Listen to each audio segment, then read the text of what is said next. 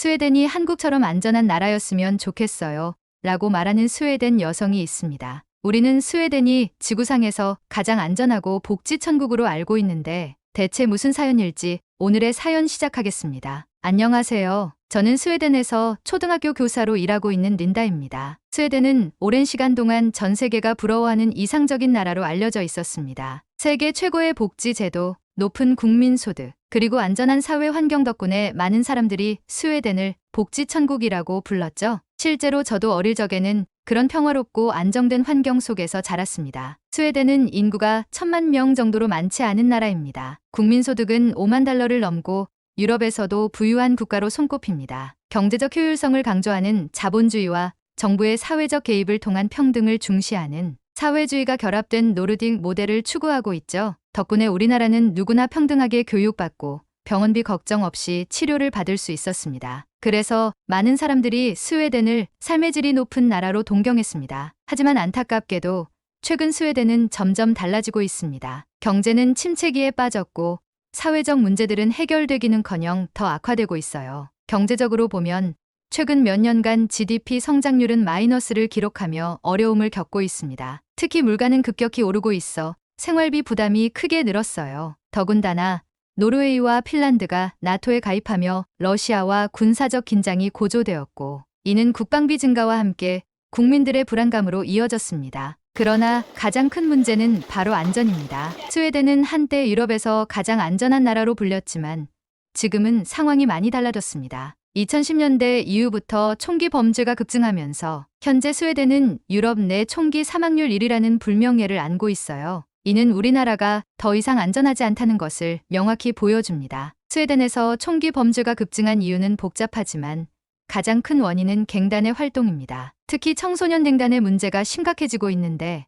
2023년 9월에는 스웨덴 정부가 군대를 동원해 범죄와의 전쟁을 선포하기까지 했습니다. 저는 초등학교 교사로 일하면서 학생들과 가까이 지내다 보니 이러한 변화가 얼마나 위험한지 몸소 느끼고 있어요. 그렇다면 스웨덴은 어떻게 갱단의 소굴이 되었을까요? 이는 스웨덴이 오랫동안 추진했던 이민 정책과 밀접한 관련이 있습니다. 스웨덴은 전 세계적으로 난민과 이민자들에게 관대했던 나라입니다. 현재 국민의 약 20%가 이민자일 정도로 스웨덴은 이민자 비율이 매우 높은 국가입니다. 다른 유럽 국가들의 평균 이민자 비율이 5%인 것을 감안하면 스웨덴의 비율은 압도적이라고 할 수 있죠. 문제는 이민자들을 받아들인 이후의 사회 통합에 실패했다는 점입니다. 이민 1세대들은 스웨덴 사회에 적응하기 위해 노력했지만 2세대들은 상황이 달랐어요. 스웨덴에서 태어났음에도 불구하고 이들은 하층민으로 분류되며 소외감을 느꼈고 그 결과 이들이 거주하는 지역은 취약지구로 전락했습니다.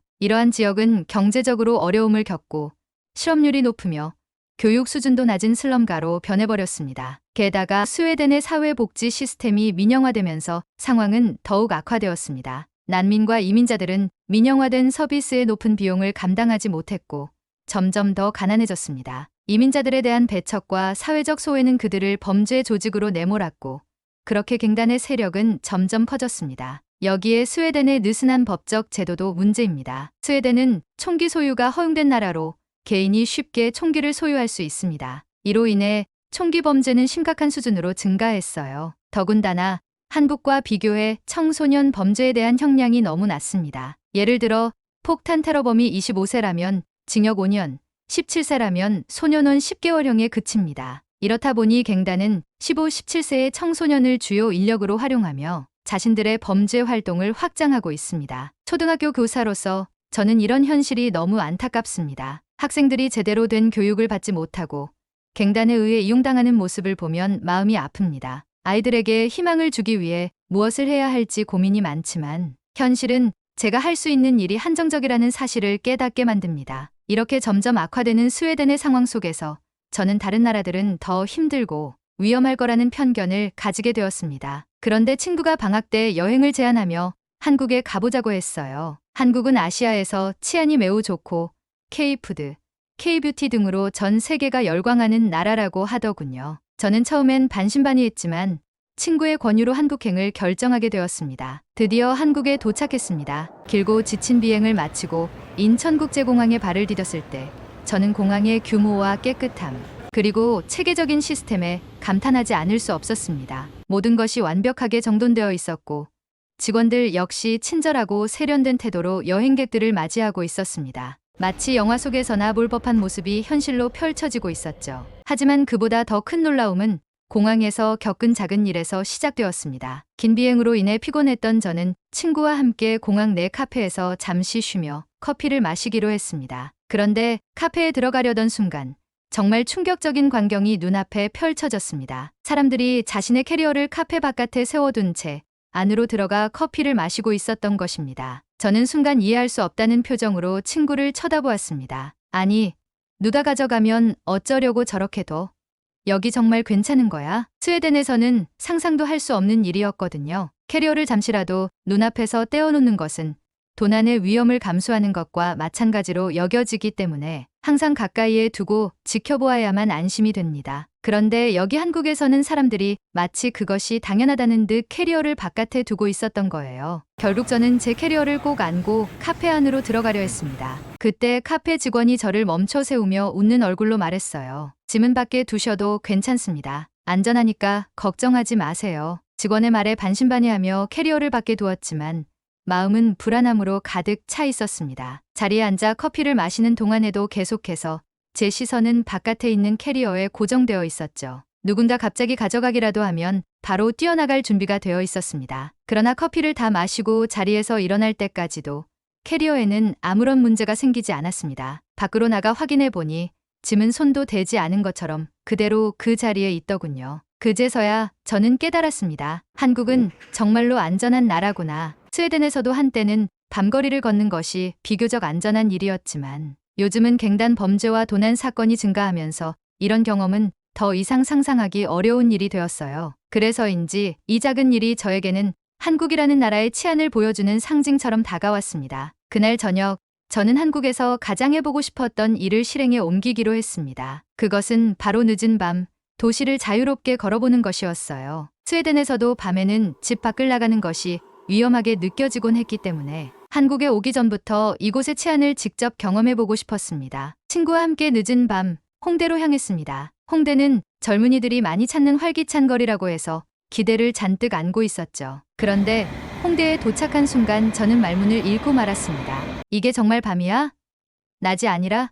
거리 곳곳이 화려한 조명으로 환하게 빛나고 있었고 사람들은 여전히 활기차게 거리를 거닐고 있었습니다. 버스킹 공연을 즐기는 사람들, 길거리 음식을 먹으며 대화를 나누는 사람들, 그리고 다양한 상점에서 쇼핑을 즐기는 사람들까지 이 모든 풍경이 저에게는 정말 낯설고도 놀라웠어요. 스웨덴에서는 밤이 되면 대부분의 상점이 일찍 문을 닫고 거리에는 적막감이 감돌아요. 그래서 이런 활기찬 밤 풍경은 마치 다른 세상에 온 듯한 기분을 들게 했습니다. 저는 친구와 함께 떡볶이, 호떡, 꼬치구이 같은 길거리 음식을 맛보며 한국의 밤거리를 마음껏 즐겼습니다. 특히 떡볶이는 매콤하고 달콤한 소스가 쫄깃한 떡과 완벽하게 어우러져 정말 맛있었어요. 왜 사람들이 K푸드를 칭찬하는지 이제 알겠어.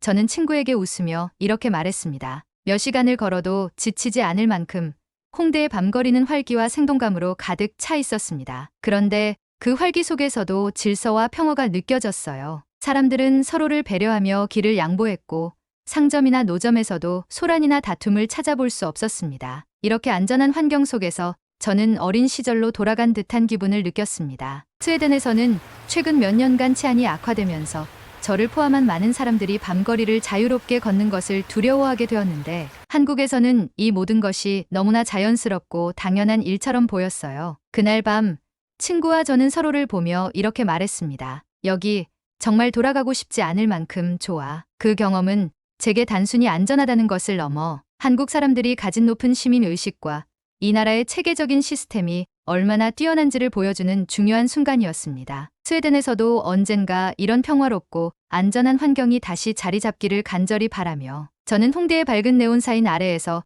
행복한 미소를 지었습니다. 한국에서 여행하던 어느 날 저는 친구와 함께 서울의 여러 명소를 구경하기 위해 지하철을 타고 이동하고 있었습니다. 한국의 지하철은 정말 편리하고 깨끗했어요. 모든 것이 체계적이고 시간에 딱 맞춰 운영되다 보니 스웨덴에서는 겪어보지 못했던 특별한 편리함을 느낄 수 있었습니다. 더군다나 지하철 내부의 와이파이는 무료로 제공되고 안내방송도 영어로 나오니 외국인인 저희도 길을 찾는데 전혀 어려움이 없었어요. 저는 하루 종일 한국 지하철의 효율적인 시스템에 감탄하며 여행을 즐기고 있었습니다. 그러나 예상치 못한 작은 사건이 발생한 것은 지하철을 타고 다음 장소로 이동하던 중이었어요. 친구와 대화를 나누다 보니 우리가 내릴 역에 거의 다다랐다는 걸 깨닫고 급하게 짐을 챙겨야 했습니다. 하지만 서두르다 보니 중요한 쇼핑백을 좌석 옆에 둔 채 지하철 문이 닫히기 전에 부랴부랴 내리고 말았어요. 플랫폼에 서자마자 쇼핑백을 두고 내렸다는 사실을 깨달았고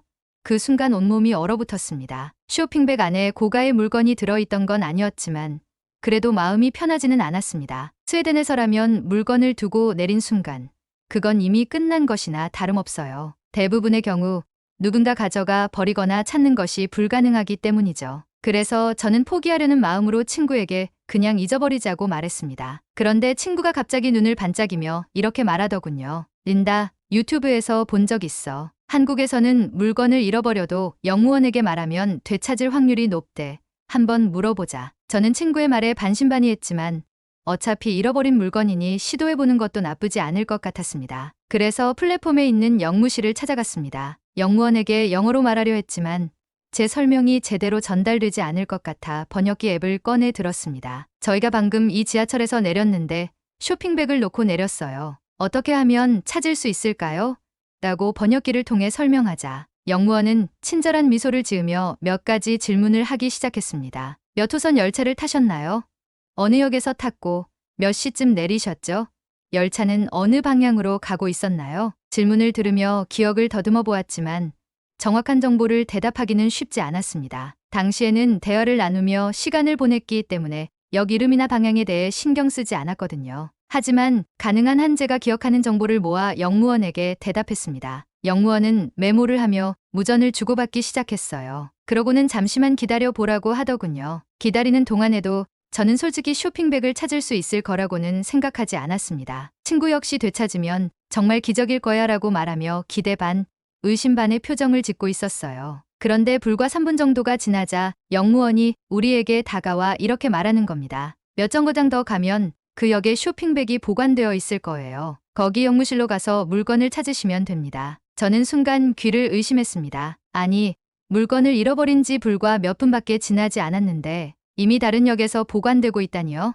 더군다나 그 쇼핑백은 제가 제대로 설명하지 못했던 애매한 정보만으로도 찾아낸 것이었으니까요. 친구와 저는 그 말을 믿기 어려워하며 해당 역으로 향했어요. 몇 정거장을 지나 도착한 역에서 영무원을 찾아가자 그분은 웃으며 제 쇼핑백을 꺼내 주셨습니다. 믿기지 않을 정도로 빠르고 정확한 처리 과정에 저는 그저 놀랄 뿐이었습니다. 쇼핑백은 제가 두고 내린 상태 그대로 손상되거나 사라진 물건 하나 없이 안전하게 보관되어 있었어요. 와, 이게 정말 가능하다고? 제 손에 돌아온 쇼핑백을 바라보며 저는 감탄을 금치 못했습니다. 스웨덴에서는 이런 일이 일어날 가능성이 0%에 가깝습니다. 공공장소에서 잃어버린 물건은 대부분 누군가 가져가 버리기 때문이죠. 그런데 한국에서는 이렇게 체계적으로 물건을 찾을 수 있다니 정말 놀라운 경험이었습니다. 한국의 이 놀라운 시스템은 단순히 지하철 관리 시스템의 우수성만 보여주는 것이 아니었습니다. 이는 한국 사람들이 서로의 물건을 존중하고 잃어버린 물건을 돌려주는 높은 시민의식을 가지고 있다는 것을 증명하는 일이었어요. 스웨덴에서는 공공장소에서 잃어버린 물건이 사라지는 일이 빈번하게 일어나기 때문에 한국과 같은 경험은 제게 신선한 충격으로 다가왔습니다. 친구와 저는 쇼핑백을 되찾은 기쁨을 만끽하며 다시 지하철에 올랐습니다. 이동하는 동안에도 우리는 이 놀라운 경험에 대해 이야기하며 감탄을 멈추지 못했어요. 린다, 한국은 정말 대단한 나라야. 여기서라면 뭘 잃어버려도 결국 되찾을 수 있을 것 같아. 그러게, 사람들도 너무 친절하고 시스템도 완벽해. 스웨덴에서는 상상도 못할 일이야. 이 작은 사건은 제게 한국이라는 나라에 대해 더 깊이 이해할 수 있는 계기가 되었습니다. 처음에는 단순히 안전한 나라라고만 생각했지만 이제는 한국이 단순히 치안이 좋은 곳을 넘어 사람과 시스템 모두가 조화를 이루며 신뢰를 바탕으로 움직이는 사회라는 것을 깨닫게 되었어요. 한국에서의 여행은 저를 매 순간 놀라게 하고 감동시켰습니다. 이 작은 사건은 제게 한국을 더 사랑하게 만들고 이곳에서 더 오래 머물고 싶다는 생각을 하게 했습니다. 한국의 시민의식과 체계적인 시스템을 다시 한번 느낄 수 있었던 이 경험은 제 인생에서 절대 잊지 못할 소중한 기억으로 남을 것입니다. 한국에서의 여행은 처음부터 끝까지 제게 놀라움과 감동을 안겨주는 경험의 연속이었습니다. 스웨덴에서 한국으로 떠날 때만 해도 저는 단지 이국적인 문화를 체험하고 새로운 음식을 맛보는 정도를 기대했을 뿐이었어요. 그러나 한국에서의 일주일은 제 예상을 완전히 뒤집었습니다. 단순히 여행을 즐긴 것을 넘어 한국이라는 나라가 가진 매력에 깊이 빠지게 된 시간들이었죠. 저는 한국에서의 이 특별한 순간들을 통해 그동안 제가 익숙했던 스웨덴과는 전혀 다른 세상을 접할 수 있었습니다. 무엇보다도 한국 사람들의 따뜻한 친절함은 제게 큰 감동을 주었습니다. 카페에서 만난 직원, 지하철 역무원, 길에서 길을 안내해준 사람들까지 한국에서 만난 모든 이들은 저에게 큰 도움을 주었어요. 그들의 친절한 말과 행동은 단순히 여행자로서의 편안함을 넘어 저를 이 나라의 일부로 받아들인다는 느낌을 주었습니다. 이 모든 경험을 통해 저는 한국이라는 나라를 단순한 여행지가 아니라 마음 깊이 사랑하게 되었습니다. 여행이 끝나갈 즈음 저는 스웨덴으로 돌아가는 비행기를 타야 한다는 사실이 점점 더 아쉽게 느껴졌습니다. 한국에서 보낸 일주일이 너무나도 행복했고 더 오래 머물며 이 나라를 더 많이 알아가고 싶다는 생각이 강하게 들었어요. 친구와 저는 마지막 날 호텔에서 짐을 싸며 이런 대화를 나눴습니다. 이번에는 일주일밖에 머물지 못했지만 다음에는 더 길게 머무르자. 응, 나도 한국이 너무 좋아졌어. 돌아가기 싫어질 정도야. 결국 우리는 한국에서의 소중한 추억들을 가슴에 안고 스웨덴으로 돌아가야 했습니다. 하지만 이번 여행은 제게 단순한 경험 이상의 의미를 남겨주었습니다. 한국에서 느낀 안전함, 사람들의 친절함, 그리고 사회의 체계적인 시스템은 제가 앞으로도 두고두고 기억할 소중한 교훈이 될 것입니다. 스웨덴으로 돌아가는 비행기 안에서 저는 이런 생각을 했습니다. 스웨덴도 언젠가 다시 한국처럼 안전하고 평화로운 나라가 되었으면 좋겠다. 한국은 제가 처음부터 알던 나라가 아니었지만 이제는 마음 한편에 특별한 자리를 차지하게 된 나라가 되었습니다. 언젠가 다시 한국을 방문할 날을 손꼽아 기다리며 저는 새로운 꿈과 설렘을 가슴에 안고 고향으로 돌아왔습니다. 한국은 단지 여행지가 아니라 제게 삶의 새로운 가능성과 희망을 보여준 나라였습니다. 그리고 그곳에서 느낀 따뜻함과 안전함은 스웨덴에서도 다시 찾아오길 간절히 바라는 감정으로 남아 있습니다. 다음번 한국 방문을 기대하며 저는 한국에서의 추억을 오래오래 간직하기로 다짐했습니다. 오늘의 사연은 여기까지입니다. 감동적인 이야기를 전하고 싶은 감동 채널이었습니다.